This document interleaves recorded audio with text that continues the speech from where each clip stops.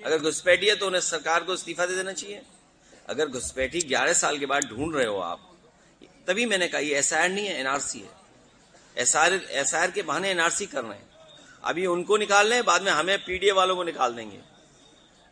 PDA वाले भी याद रखें, जब वोट नहीं बनेगा तो आपका राशन कार्ड गया, फिर आरक्षण छीन लेंगे। कल ही आपने देखा होगा लोकसभा में जब वाइस चांसलर के अपॉइंटमेंट पे कितना बीजेपी उछल रही थी। वाइस चांसलर कौन अपॉइंट हो रहे हैं और वो किसको अपॉइंट कर रहे हैं? तो आरक्षण छीना जा रहा है आपका, महंगाई बढ़ाई जा रही है, रुपया कहां पहुंच रहा है बताइए आप। $1 में कितना रुपया लग रहा है? अर्थव्यवस्था क्या है? आपका कोई इंडस्ट्री नहीं लग रही, और जो मुनाफा कमा रही थी इंडस्ट्री, वो भी सब फेल कर दी इंडस्ट्री। अखिलेश जी, मुख्यमंत्री योगी आदित्यनाथ का ड्रीम प्रोजेक्ट था फिल्म सिटी बनाना यहाँ पर, लेकिन इतने दिन बीत गए अभी तक कार्य शुरू नहीं हुआ उसका। उनकी सरकार में सब इतने कलाकार हैं, क्या जरूरत है फिल्म सिटी की? अच्छा, तुमने लखनऊ में नहीं देखा? इतने फिल्म सिटी की जरूरत क्या है? वो तो लखनऊ में हम लोग देखते रहते हैं। आपने अभी हाल ही में बैलेट पेपर को लेकर बयान दिया। हम सब पूरे देश के लोग चाहते हैं कि बैलेट से वोट पड़े। देखिए, अगर सबसे बड़ा सुधार अगर हो सकता है लोकतंत्र को बचाने के लिए, लोकतंत्र को बचाने के लिए सबसे बड़ा सुधार अगर कोई हो सकता है तो वो सुधार हो सकता है बैलेट से वोट पड़े। दुनिया के जितने विकसित देश हैं, अमेरिका है, जर्मनी है, जापान है और दुनिया के देश हैं, सब बैलेट से अपना रहे हैं, क्योंकि उनके देश में भी ईवीएम पे सवाल खड़े हुए थे।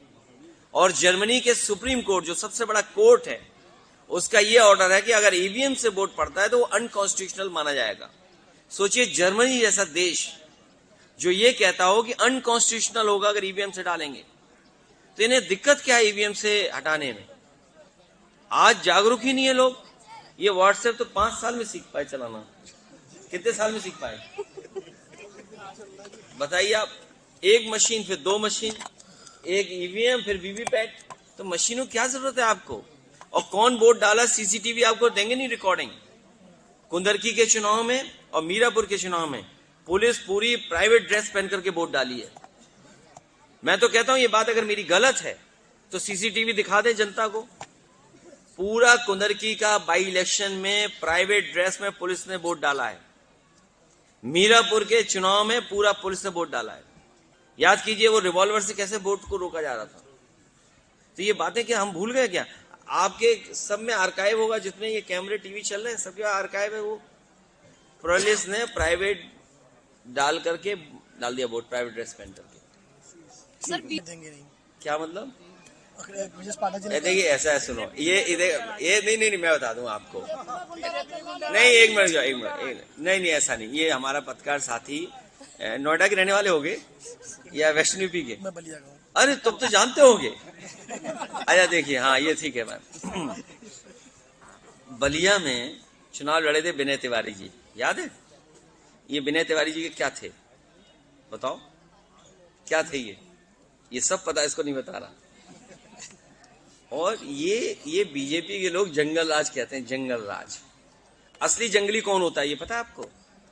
जो पीडीए के परिवार के लोगों का घर गंगा जल से धुलवाता है।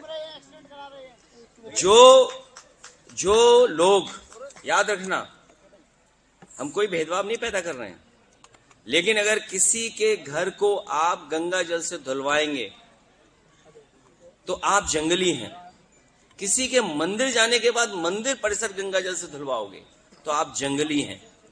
और अगर महाकुंभ लगा हो, न जाने कितने लोगों की जान चली गई जिसकी इन्होंने गिनती छिपाई, वो लोग तब तमाम जंगली होंगे जिन्होंने सनातन धर्म में श्रद्धालु जो स्नान करने आए, जिनकी जान चली गई, उनके परिवार को ब्लैक मनी दे रहे थे, सरकार का जो मुआवजा था वो नहीं दे रहे थे, वो सब जंगली लोग हैं। और कभी अखबार उठाकर देख लेना, उनके बारे में भी अखबार ने माफिया लिखा था कभी। दवाई का हिसाब किताब कर रहे हैं, ये कब सिरप कर रहे हैं। इसलिए मैं अक्षय जी को बधाई देता हूं, अक्षय चौधरी जी को बहुत बधाई, जिन्होंने बहुत प्रयास से, मेहनत से, अपने संसाधन खर्च कर करके और समय लगा करके इतना बड़ा आयोजन किया। मैं बहुत बधाई देता हूं टीम को भी, जिनकी वजह से इतना शानदार कार्यक्रम हो सका। मैं राजकुमार भाटी जी और तमाम समाजवादी नेताओं का, और हमारे प्रत्याशी ग्रेजुएट वाले आ गया, ये इनका भी गांव यही है। हमें उम्मीद है कि सभी कार्यकर्ता मिलकर के इनकी मदद करेंगे, सहयोग करेंगे।